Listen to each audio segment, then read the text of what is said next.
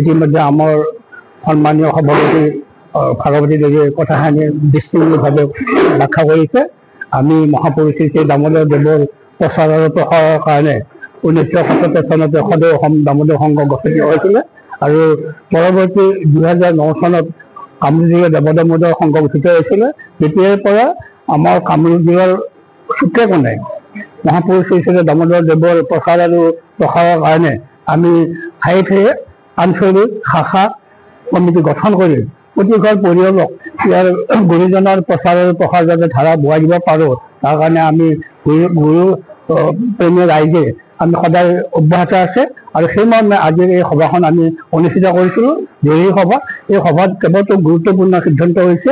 বিশেষকৈ আমাৰ গুৰুজনৰ নামত ঠায়ে ঠায়ে যদিও স্কুল প্ৰতিষ্ঠিত হৈছে, তথাপিও আমি কামৰূপ জিলাত পুনৰাই আমি জাতীয় বিদ্যালয় কৰাৰ কাৰণেও আজি সভাই সিদ্ধান্ত লৈছোঁ। কিয়নো এই গুৰুজনৰ যিটো অসমত যিটো আঞ্চলিকতাবাদ, সেই যাতে আমি পুনৰাই ধাৰা প্ৰবাহিত কৰিব, তাৰ কাৰণে আমি সদায় চেষ্টা কৰি যাম। আৰু সেই মৰ্মে আজি এই সভাখন অনুষ্ঠিত কৰা হৈছিলে। সকলোকে নমস্কাৰ জনাইছোঁ। প্ৰিণ্ট মিডিয়া হওক, আপোনাৰ আমাৰ অডিঅ' মিডিয়া যিয়েই নহওক, আমি আপোনালোকৰ সহযোগিতাৰ কাৰণে কৃতজ্ঞতা প্ৰকাশ কৰিছোঁ। আজি কামৰূপ জিলাত দেৱ দামোদৰ সংঘৰ এইখন এখন জৰুৰী বিশেষ সাধাৰণ সভা আমাৰ হাজো আঞ্চলিক দেৱ দামোদৰ সংঘৰ উদ্যোগত অনুষ্ঠিত হৈছে। আমি বিশেষ কিছুমান কাৰ্যসূচী গ্ৰহণ কৰিছোঁ, যাতে কামৰূপৰ প্ৰতি ঘৰে ঘৰে দামোদৰীয়া মানুহক চিনাক্তকৰণ কৰি দামোদৰ দেৱৰ ধৰ্মমত আদৰ্শ যাতে আমি লৈ যাব পাৰোঁ।